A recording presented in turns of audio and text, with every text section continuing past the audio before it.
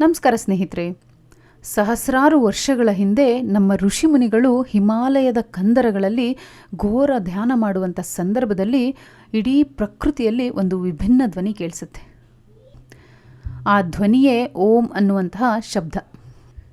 ಸ್ನೇಹಿತರೆ, ಓಂ ಅಂತ ಉಚ್ಚಾರಣೆ ಮಾಡೋದು ಕೇವಲ ಒಂದು ಧಾರ್ಮಿಕ ಮಂತ್ರ ಅಂದ್ಕೊಂಡಿದ್ದೀರಾ? ಹಾಗಾದರೆ ಖಂಡಿತ ಅಲ್ಲ.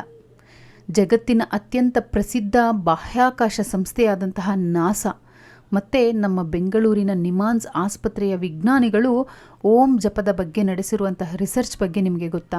ಕೇವಲ 5 ನಿಮಿಷ ಓಂ ಅಂತ ಜಪ ಮಾಡೋದ್ರಿಂದ ನಮ್ಮ ಮೆದುಳು ಮತ್ತು ನರಮಂಡಲದಲ್ಲಿ ಎಂತಹ ಅದ್ಭುತ ಬದಲಾವಣೆ ಆಗುತ್ತೆ ಗೊತ್ತಾ? ಇದರ ಹಿಂದಿರುವಂತಹ ಆ ಅಲ್ಟಿಮೇಟ್ ಸೈನ್ಸ್ ಏನು? ಇವತ್ತಿನ ವಿಡಿಯೋದಲ್ಲಿ ಕಂಪ್ಲೀಟ್ ಆಗಿ ಇಂಟ್ರೆಸ್ಟಿಂಗ್ ಆಗಿ ತಿಳ್ಕೊಳ್ಳೋಣ ಬನ್ನಿ. ವಿಡಿಯೋನ ಕೊನೆಯವರೆಗೂ ಸ್ಕಿಪ್ ಮಾಡದೆ ನೋಡಿ.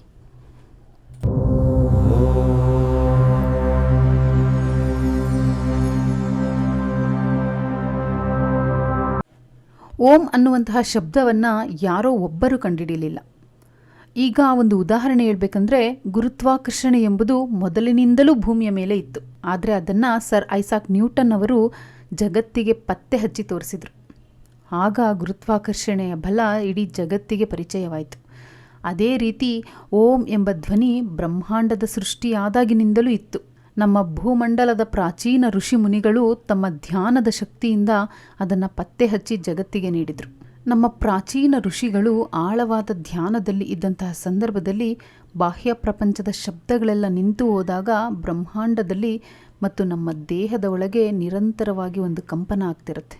ಆ ನೈಸರ್ಗಿಕ ಕಂಪನದ ಧ್ವನಿಯೇ ಓಂ ಅಂತ. ಇದನ್ನು ಆಧುನಿಕ ವಿಜ್ಞಾನವೂ ಕೂಡ ಒಪ್ಪುತ್ತೆ. ನಾಸಾ ಸೇರಿದಂತೆ ಹಲವು ಬಾಹ್ಯಾಕಾಶ ಸಂಸ್ಥೆಗಳು ಬಾಹ್ಯಾಕಾಶದಲ್ಲಿ ಖಾಲಿ ಇರುವ ಜಾಗದ ಧ್ವನಿಯನ್ನು ರೆಕಾರ್ಡ್ ಮಾಡಿದಂತಹ ಸಂದರ್ಭದಲ್ಲಿ ಅದು ಓಂ ಜಪದ ಎಂಬ ಹಮ್ಮಿಂಗ್ ಧ್ವನಿಗೆ ಹೋಲುತ್ತೆ. ಇದನ್ನು ಅವರು ಪತ್ತೆ ಹಚ್ಚಿದ್ದಾರೆ. ಅಂದರೆ ಬ್ರಹ್ಮಾಂಡ ಸೃಷ್ಟಿಯಾದಾಗಿನಿಂದ ಈ ಧ್ವನಿ ಪ್ರಕೃತಿಯಲ್ಲಿದೆ. ಇದನ್ನು ಲಿಖಿತ ರೂಪದಲ್ಲಿ ಮೊದಲು ತಂದವರು ಯಾರು ಅಂತ ನಿಮಗೆ ಅನ್ನಿಸ್ಬಹುದು. ಈ ಧ್ವನಿಯನ್ನು ಮೊಟ್ಟ ಮೊದಲ ಬಾರಿಗೆ ಜಗತ್ತಿಗೆ ಪರಿಚಯಿಸಿದ್ದು ಮತ್ತು ಲಿಖಿತ ರೂಪದಲ್ಲಿ ದಾಖಲಿಸಿದ್ದು ಭೂಮಂಡಲದ ವೈದಿಕ ಋಷಿಮುನಿಗಳು. ನಮ್ಮ ಅತ್ಯಂತ ಪ್ರಾಚೀನ ಗ್ರಂಥಗಳಾದ ಋಗ್ವೇದ, ಯಜುರ್ವೇದ ಮತ್ತು ವಿಶೇಷವಾಗಿ ಮಾಂಡೋಕ್ಯ ಉಪನಿಷತ್ನಲ್ಲಿ ಓಂ ಶಬ್ದದ ಸಂಪೂರ್ಣ ವಿಶ್ಲೇಷಣೆ ಇದೆ. ಯೋಗಶಾಸ್ತ್ರದ ಪಿತಾಮಹರಾದಂತಹ ಪತಂಜಲಿ ಮಹರ್ಷಿಗಳು ತಮ್ಮ ಯೋಗ ಸೂತ್ರದಲ್ಲಿ ಓಂ ಶಬ್ದವನ್ನು ತಸ್ಯವಾಚಕಃ ಪ್ರಣವಃ ಅಂತ ಹೇಳಿ ಕರೆದಿದ್ದಾರೆ. ಅಂದರೆ ಈ ಸೃಷ್ಟಿಯ ಪರಮಶಕ್ತಿಯನ್ನು ಗುರುತಿಸುವಂತಹ ಏಕೈಕ ಧ್ವನಿ ಓಂ ಅಂತ ಹೇಳಿ ಅವರದನ್ನು ವ್ಯಾಖ್ಯಾನಿಸಿದ್ದಾರೆ. ಇನ್ನು ಭಾಷಾ ವಿಜ್ಞಾನದ ಪ್ರಕಾರ ಓಂ ಉಚ್ಚಾರಣೆಯ ಧ್ವನಿಯಲ್ಲಿ 3 ತರಂಗಗಳಿದ್ದಾವೆ. A, you, M. ಕನ್ನಡದಲ್ಲಿ ಆ, ಉ, ಇವು ದೇಹದ ವಿಭಿನ್ನ ಭಾಗಗಳಲ್ಲಿ ಕಂಪನಗಳನ್ನು ಸೃಷ್ಟಿಸ್ತವೆ. ನೀವು ಓಂ ಧ್ವನಿಯನ್ನು ಪೂರ್ಣವಾಗಿ ಉಚ್ಚರಿಸುವಾಗ ಈ 3 ಅಕ್ಷರಗಳು ಸೇರ್ಕೊತವೆ. ಆ ಸಂದರ್ಭದಲ್ಲಿ ನಮ್ಮ ದೇಹದಲ್ಲಿ ಕಂಪನಗಳನ್ನು ಸೃಷ್ಟಿಸ್ತವೆ. ಆ ಈ ಧ್ವನಿ ಹೊಟ್ಟೆ ಮತ್ತು ಎದೆಯ ಕೆಳಭಾಗದಲ್ಲಿನ ಕಂಪನವನ್ನು ಉಂಟು ಮಾಡುತ್ತೆ. ಇದು ಜೀರ್ಣಾಂಗ ವ್ಯವಸ್ಥೆಯನ್ನು ಉತ್ತೇಜಿಸುತ್ತೆ. ಉ ಈ ಧ್ವನಿಯು ಎದೆ ಹಾಗೂ ಗಂಟಲಿನ ಭಾಗದಲ್ಲಿ ಕಂಪನ ಸೃಷ್ಟಿಸುತ್ತೆ. ಇದು ಶ್ವಾಸಕೋಶದ ಸಾಮರ್ಥ್ಯವನ್ನು ಹೆಚ್ಚಿಸುತ್ತೆ. ಇದು ತಲೆಬುರುಡೆ ಮತ್ತು ಮೆದುಳಿನ ಭಾಗದಲ್ಲಿ ತರಂಗಗಳನ್ನು ಸೃಷ್ಟಿಸುತ್ತೆ. ಇದು ನರಮಂಡಲವನ್ನು ಶಾಂತಗೊಳಿಸುತ್ತೆ. ಆ ಅನ್ನೋ ಪದ ನಾಲಿಗೆಯನ್ನು ಬಳಸದೆ ಬಾಯಿಯನ್ನು ತೆರೆದಾಗ ಬರುವಂತಹ ಮೊದಲ ಧ್ವನಿ. ಊ ಎಂಬ ಧ್ವನಿಯನ್ನು ಮಧ್ಯಭಾಗಕ್ಕೆ ತಂದಾಗ ಬರುವಂತಹ ಶಬ್ದ. ತುಟಿಗಳನ್ನು ಮುಚ್ಚಿದಾಗ ಬರುವಂತಹ ಕೊನೆಯ ಶಬ್ದ. ಜಗತ್ತಿನ ಯಾವುದೇ ಭಾಷೆ ಕಲಿಯದಂತಹ ಸಣ್ಣ ಮಗು ಕೂಡ ಹುಟ್ಟುತ್ತಲೇ ಈ ಧ್ವನಿಗಳನ್ನು ಮಾಡಬಲ್ಲದು. ಆದ್ದರಿಂದ ಇದು ಯಾರೋ ಒಬ್ಬರು ಕೂತು ಸೃಷ್ಟಿಸಿದ ಭಾಷೆಯಲ್ಲ. ಇದು ಮನುಷ್ಯನ ಧ್ವನಿ ಪೆಟ್ಟಿಗೆಯ ನೈಸರ್ಗಿಕ ವಿನ್ಯಾಸ. ನಮ್ಮ ದೇಹದಲ್ಲಿ ವಾಗಸ್ ನರ ಅನ್ನೋದು ಒಂದು ಮಾಸ್ಟರ್ ಸ್ವಿಚ್ ಇದ್ದ ಹಾಗೆ. ನಾವು ಓಂ ಅಂದಾಗ ಗಂಟಲಿನಲ್ಲಿ ಉಂಟಾಗುವಂತಹ ವೈಬ್ರೇಷನ್ ಆ ಸ್ವಿಚ್ಚನ್ನು ಆನ್ ಮಾಡುತ್ತೆ. ತಕ್ಷಣ ಇಡೀ ಬಾಡಿ ರಿಲ್ಯಾಕ್ಸ್ ಮುಡುಗಿ ಹೋಗುತ್ತೆ. ವಾಗಸ್ ನರವು ಮೆದುಳಿನಿಂದ ಹಿಡಿದು ಹೃದಯ, ಶ್ವಾಸಕೋಶ ಮತ್ತು ಹೊಟ್ಟೆಯ ಭಾಗಗಳನ್ನು ಸಂಪರ್ಕಿಸುತ್ತೆ. ನೀವು ಓಂ ಎಂದು ದೀರ್ಘವಾಗಿ ಉಚ್ಚರಿಸುವಾಗ, ವಿಶೇಷವಾಗಿ ಎಂದು ಮೂಗಿನಿಂದ ಧ್ವನಿ ಹೊರಡಿಸುವಾಗ ಗಂಟಲಿನಲ್ಲಿ ಉಂಟಾಗುವ ಕಂಪನವು ವಾಗಸ್ ನರವನ್ನು ನೇರವಾಗಿ ಪ್ರಚೋದಿಸುತ್ತೆ. ವಾಗಸ್ ನರ ಉತ್ತೇಜನಗೊಂಡ ತಕ್ಷಣ ದೇಹವು ಒತ್ತಡದ ಸ್ಥಿತಿಯಿಂದ ವಿಶ್ರಾಂತಿ ಸ್ಥಿತಿಗೆ ಜಾರುತ್ತೆ. ಇದರಿಂದಾಗಿ ಹೃದಯದ ಬಡಿತ ನಾರ್ಮಲ್ ಆಗುತ್ತೆ ಮತ್ತು ರಕ್ತದೊತ್ತಡ ಕೂಡ ಕಡಿಮೆಯಾಗುತ್ತೆ.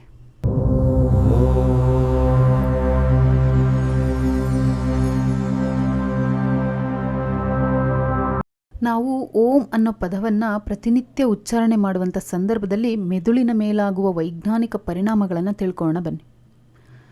ಮೆದುಳಿನಲ್ಲಿರುವಂತಹ ಲಿಂಬಿಕ್ ಸಿಸ್ಟಮ್ ನಮ್ಮ ಭಯ, ಆತಂಕ, ಸಿಟ್ಟು ಮತ್ತು ತಳಮಳಗಳನ್ನು ನಿಯಂತ್ರಿಸುತ್ತೆ. ನೀವು ಓಂ ಪದವನ್ನು ಉಚ್ಚಾರಣೆ ಮಾಡಿದಾಗ ಈ ಲಿಂಬಿಕ್ ಸಿಸ್ಟಮ್ನಲ್ಲಿ ರಕ್ತ ಪರಿಚಲನೆ ಕಡಿಮೆಯಾಗಿ ಅದು ಶಾಂತಗೊಳ್ಳುತ್ತೆ. ವಿಶೇಷವಾಗಿ ಭೀತಿಯನ್ನು ಹುಟ್ಟುಹಾಕುವಂತಹ ಅಮಿಗ್ದಾಲ ಎಂಬ ಭಾಗವು ತಣ್ಣಗಾಗುತ್ತೆ. ಸಾಮಾನ್ಯವಾಗಿ ನಮ್ಮ ಮೆದುಳು ಒತ್ತಡದ ಪರಿಸ್ಥಿತಿಯಲ್ಲಿ ಬೀಟಾ ತರಂಗಗಳನ್ನು ಹೊಂದಿರುತ್ತೆ. ನೀವು ಓಂ ಜಪ ಮಾಡಲು ಶುರು ಮಾಡಿದ ಕೇವಲ 5ರಿಂದ 10 ನಿಮಿಷಗಳಲ್ಲಿ ಮೆದುಳು ಆಲ್ಫಾ ಮತ್ತು ಥೀಟಾ ತರಂಗಗಳಿಗೆ ಬದಲಾಗುತ್ತೆ. ಆಲ್ಫಾ ತರಂಗಗಳು ಮನಸ್ಸಿಗೆ ಪರಮ ಶಾಂತಿ ಮತ್ತು ಏಕಾಗ್ರತೆಯನ್ನು ನೀಡುತ್ತೆ. ಇನ್ನು ಓಂ ಪದವನ್ನು ಉಚ್ಚಾರಣೆ ಮಾಡೋದ್ರಿಂದ ಹಾರ್ಮೋನ್ಗಳ ಸಮತೋಲನ ಆಗುತ್ತೆ ಮತ್ತು ರೋಗ ನಿರೋಧಕ ಶಕ್ತಿ ಕೂಡ ಹೆಚ್ಚಾಗುತ್ತೆ. ನೀವು ಓಂ ಅಂತ ಜಪ ಮಾಡೋದ್ರಿಂದ ನಮ್ಮ ದೇಹದಲ್ಲಿ ಒತ್ತಡವನ್ನು ಉಂಟು ಮಾಡುವಂತಹ ಕಾರ್ಟಿಸೋಲ್ ಹಾರ್ಮೋನ್ ಮಟ್ಟವನ್ನು ತಕ್ಷಣವೇ ಕಡಿಮೆ ಮಾಡುತ್ತೆ. ಮನಸ್ಸಿಗೆ ಸಂತೋಷ ನೀಡುವಂತಹ ಎಂಡಾರ್ಫಿನ್ ಹಾರ್ಮೋನ್ಗಳು ಹೆಚ್ಚಾಗಿ ನಮ್ಮ ಮನಸ್ಥಿತಿಯನ್ನು ಸುಧಾರಿಸುತ್ತೆ. ಮೂಗಿನ ಮೂಲಕ ದೀರ್ಘವಾಗಿ ಉಸಿರಾಡಿ ಓಂ ಜಪ ಮಾಡುವುದರಿಂದ ಸೈನಸ್ ಭಾಗದಲ್ಲಿ ನೈಟ್ರಿಕ್ ಆಕ್ಸೈಡ್ಸ್ ಬಿಡುಗಡೆಯಾಗುತ್ತೆ. ಇದು ರಕ್ತನಾಳಗಳನ್ನು ಸಡಿಲಗೊಳಿಸಿ ಇಡೀ ದೇಹಕ್ಕೆ ಆಮ್ಲಜನಕದ ಸರಬರಾಜನ್ನು ಹೆಚ್ಚಿಸುತ್ತೆ. ಇನ್ನು ವೈಜ್ಞಾನಿಕ ಪ್ರಯೋಜನಗಳ ಒಂದು ನೋಟವನ್ನು ನೋಡೋದಾದರೆ, ಆಲ್ಫಾ ತರಂಗಗಳು ಹೆಚ್ಚಾಗಿದ್ದರೆ ಮೆದುಳಿನ ವಿದ್ಯುತ್ ತರಂಗಗಳ ವೇಗ ಕಡಿಮೆಯಾಗುತ್ತೆ. ಆಳವಾದ ವಿಶ್ರಾಂತಿ, ನೆನಪಿನ ಶಕ್ತಿ ವೃದ್ಧಿಯಾಗುತ್ತೆ. ವಾಗಸ್ ನರವನ್ನು ಪ್ರಚೋದನೆ ಮಾಡುತ್ತೆ. ಗಂಟಲು ಮತ್ತು ಎದೆಯ ಭಾಗದ ಕಂಪನಗಳು ಆತಂಕ ಮತ್ತು ಡಿಪ್ರೆಷನನ್ನು ನಿಯಂತ್ರಣದಲ್ಲಿಡುತ್ತೆ.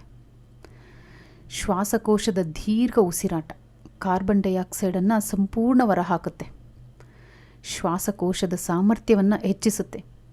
ಉತ್ತಮ ನಿದ್ರೆಯನ್ನು ಬರುವಂತೆ ಮಾಡುತ್ತೆ. ಒಟ್ಟಾರೆಯಾಗಿ ಹೇಳಬೇಕಂದ್ರೆ ಓಂ ಚಾಂಟಿಂಗ್ ಎಂಬುದು ಕೇವಲ ಮಂತ್ರವಲ್ಲ, ಅದು ನಿಮ್ಮ ದೇಹದ ಇಡೀ ನರಮಂಡಲವನ್ನು ರೀಸೆಟ್ ಮಾಡುವ ಒಂದು ನೈಸರ್ಗಿಕ ಸೌಂಡ್ ಥೆರಪಿ.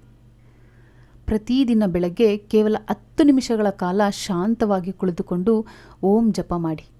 ಇದು ನಿಮ್ಮ ಮಾನಸಿಕ ಮತ್ತು ದೈಹಿಕ ಆರೋಗ್ಯವನ್ನು ಅತ್ಯುತ್ತಮವಾಗಿರಿಸುತ್ತೆ. ಇನ್ನು ಓಂ ಉಚ್ಚಾರಣೆಯನ್ನು ಸರಿಯಾದ ಕ್ರಮದಲ್ಲಿ ಯಾವ ಥರ ಮಾಡೋದು ಅಂತ ತಿಳ್ಕೊಳ್ಳೋಣ. ಅಂದರೆ ಓಂ ಉಚ್ಚಾರಣೆಯನ್ನು ಕೇವಲ ಒಂದು ಧ್ವನಿಯಾಗಿ ಮಾಡೋದಕ್ಕಿಂತ ಅದನ್ನು ಸರಿಯಾದ ವೈಜ್ಞಾನಿಕ ಅನುಪಾತ ಮತ್ತು ಉಸಿರಾಟದ ಕ್ರಮದಲ್ಲಿ ಮಾಡಿದಾಗ ಮಾತ್ರ ಅದರ ಸಂಪೂರ್ಣ ಲಾಭ ನಮ್ಮ ನರಮಂಡಲಕ್ಕೆ ಸಿಗುತ್ತೆ. ಇದನ್ನು ನಾವು ಒಂದು ನಿರ್ದಿಷ್ಟ ಅನುಪಾತದಲ್ಲಿ ಉಚ್ಚರಿಸಬೇಕು. 1:1:2. ಅಂದರೆ ನೀವು ಆ ಮತ್ತು ಊಗೆ ಎಷ್ಟು ಸಮಯ ತೆಗೆದುಕೊಳ್ಳುತ್ತೀರೋ ಅದರ ದುಪ್ಪಟ್ಟು ಸಮಯವನ್ನು ಉಚ್ಚಾರಣೆಗೆ ನೀಡಬೇಕು. ಓಂ ಅನ್ನು ಉಚ್ಚಾರಣೆ ಮಾಡುವಂಥ ಸಂದರ್ಭದಲ್ಲಿ ಬೆನ್ನು ಮೂಳೆಯನ್ನು ನೇರವಾಗಿಟ್ಟುಕೊಂಡು ಸುಖಾಸನದಲ್ಲಿ ಕುಳಿತುಕೊಳ್ಬೇಕು ಅಥವಾ ಪದ್ಮಾಸನ. ಕಣ್ಣುಗಳನ್ನು ಮುಚ್ಚಿ ಇಡೀ ದೇಹವನ್ನು ಸಡಿಲಗೊಳಿಸಬೇಕು. ಕೈಗಳನ್ನು ಜ್ಞಾನ ಮುದ್ರೆಯಲ್ಲಿ ಜೋಡಿಸಿ ಮಂಡಿಯ ಮೇಲೆ ಇಟ್ಕೊಬೇಕು. ಮೂಗಿನ ಮೂಲಕ ಇಡೀ ಹೊಟ್ಟೆ ಮತ್ತು ಎದೆ ತುಂಬುವಂತೆ ಆಳವಾಗಿ ಉಸಿರನ್ನು ತೆಗೆದುಕೊಳ್ಳಬೇಕು. ನಿಮ್ಮ ಶ್ವಾಸಕೋಶ ಸಂಪೂರ್ಣವಾಗಿ ಆಮ್ಲಜನಕದಿಂದ ತುಂಬಿಕೊಳ್ಳಬೇಕು. ಬಾಯಿಯನ್ನು ಪೂರ್ತಿಯಾಗಿ ತೆರೆದು ಹೊಟ್ಟೆಯ ಆಳದಿಂದ ಅ ಅ ಆ ಎಂದು ಧ್ವನಿ ಹೊರಪಡಿಸಿ ಉಸಿರನ್ನು ನಿಧಾನವಾಗಿ ಹೊರಬಿಡುತ್ತಾ ಇದನ್ನು ಮಾಡಬೇಕು. ಈ ಸಮಯದಲ್ಲಿ ನಿಮ್ಮ ಹೊಟ್ಟೆಯ ಭಾಗದಲ್ಲಿ ಕಂಪನ ಆಗೋದನ್ನು ನೀವು ಗಮನಿಸಬಹುದು. ಬಾಯಿಯನ್ನು ಮುಚ್ಚುತ್ತಾ ತುಟಿಗಳನ್ನು ಸ್ವಲ್ಪ ಮುಂದಕ್ಕೆ ತಂದು ಧ್ವನಿಯನ್ನು ಉ ಉ ಊ ಎಂದು ಬದಲಾಯಿಸಿ. ಈ ಧ್ವನಿಯು ನಿಮ್ಮ ಎದೆ ಮತ್ತು ಗಂಟಲಿನ ಭಾಗದಲ್ಲಿ ಕಂಪನಗಳನ್ನು ಸೃಷ್ಟಿಸುತ್ತೆ. ಇನ್ನು ಕೊನೆಯದಾಗಿ ತುಟಿಗಳನ್ನು ಸಂಪೂರ್ಣವಾಗಿ ಮುಚ್ಚಿ ಮೂಗಿನ ಮೂಲಕ ಎಂದು ಮಕರನಾದ ಮಾಡಿ. ಇದು ಆ ಮತ್ತು ಊಗಿಂತ ದೀರ್ಘವಾಗಿರಬೇಕು. ಈ ಸಮಯದಲ್ಲಿ ಇಡೀ ತಲೆಬುರುಡೆ, ಮುಖ ಮತ್ತು ಮೆದುಳಿನ ಭಾಗದಲ್ಲಿ ಜೇಂಕಾರದಂತಹ ಕಂಪನವಾಗುತ್ತೆ. ಧ್ವನಿ ಮುಗಿದ ತಕ್ಷಣ ಮುಂದಿನ ಬಾರಿ ಉಸಿರು ತೆಗೆದುಕೊಳ್ಳಬೇಡಿ. ಧ್ವನಿ ನಿಂತ ನಂತರ ಕನಿಷ್ಠ 2-3 ಸೆಕೆಂಡುಗಳ ಕಾಲ ಉಂಟಾಗುವ ಆಳವಾದ ಮೌನ ಮತ್ತು ಶಾಂತತೆಯನ್ನು ಗಮನಿಸಿ. ನಂತರ ಮುಂದಿನ ಸುತ್ತು ಆರಂಭಿಸಿ.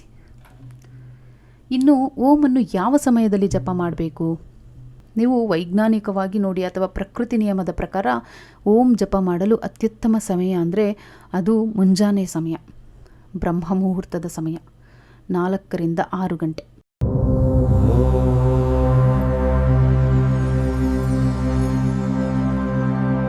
ಈ ಸಮಯದಲ್ಲಿ ವಾತಾವರಣದಲ್ಲಿ ಶಬ್ದ ಮಾಲಿನ್ಯ ತೀರಾ ಕಡಿಮೆ ಇರುತ್ತೆ ಮತ್ತು ನೈಸರ್ಗಿಕ ಆಮ್ಲಜನಕದ ಮಟ್ಟ ಹೆಚ್ಚಾಗಿರುತ್ತೆ. ಮುಂಜಾನೆ ಜಪ ಮಾಡೋದ್ರಿಂದ ಮೆದುಳಿನಲ್ಲಿ ಆಲ್ಫಾ ತರಂಗಗಳು ಬೇಗನೆ ಜಾಗೃತಗೊಂಡು ಇಡೀ ದಿನ ಮನಸ್ಸು ಚುರುಕಾಗಿರುತ್ತೆ. ಇನ್ನು ಸೂರ್ಯಾಸ್ತದ ಸಮಯದಲ್ಲಿ ನೀವು ಇದನ್ನು ಜಪ ಮಾಡಬಹುದು. ಅಂದರೆ ಇಡೀ ದಿನದ ಕೆಲಸದ ಒತ್ತಡ ತುಂಬ ದಣಿದು ಬಂದಿರ್ತೀರ. ಅಂಥ ಸಂದರ್ಭದಲ್ಲಿ ನರಮಂಡಲವನ್ನು ರೀಸೆಟ್ ಮಾಡಲು ನೀವು ಓಮನ್ನು ಜಪ ಮಾಡಬಹುದು. ಇನ್ನು ಕೆಲವೊಬ್ಬರಿಗೆ ರಾತ್ರಿಯ ಸಮಯ ನಿದ್ದೆ ಬರ್ತಿರೋದಿಲ್ಲ. ಅಂಥ ಸಮಯದಲ್ಲಿ ನೀವು ಮಲಗುವ ಮುನ್ನ 5 ನಿಮಿಷ ಓಂ ಜಪ ಮಾಡೋದ್ರಿಂದ ಮೆಲಟೋನಿಸ್ ಹಾರ್ಮೋನ್ ಬಿಡುಗಡೆಯಾಗಿ ಗಾಢವಾದ ನಿದ್ದೆಯನ್ನು ಮಾಡಬಹುದು. ಆದರೆ ಒಂದನ್ನು ಗಮನಿಸ್ಕೊಳ್ಳಿ, ಓಂ ಜಪ ಮಾಡುವಾಗ ಹೊಟ್ಟೆ ಖಾಲಿ ಇರಬೇಕು.